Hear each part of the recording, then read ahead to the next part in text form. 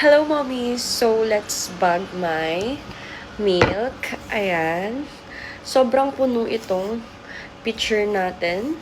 Kasi nga, naisip kong mag-bag na ng aking mga milk. And bago ang lahat, gusto kong i-share sa inyo si Mutsgear Baby Breast Milk Storage Bag.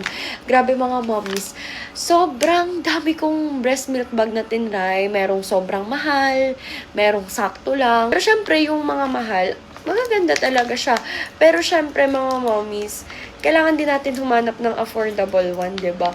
And mga mommies, grabe, sobrang nagustuhan ko si Musgear. Ang dami ko na talaga nakikitang good reviews about it.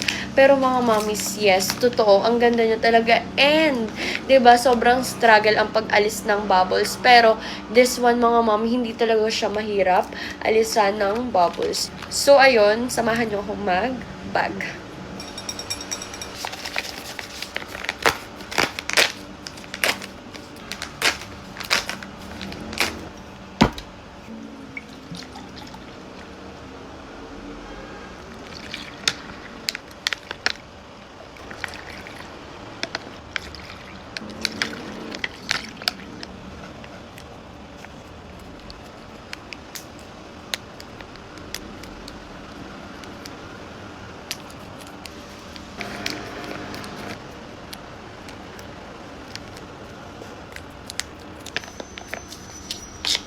So, ayan, we're done.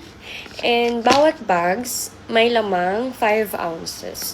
So, we got 5, 10, 15, 20, 25, 30. We got 30 ounces.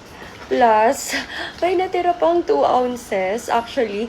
Kaso nahinayang ako, kaya nilagay ko na lang din siya sa bag, kahit sayang. So, we got 32 ounces.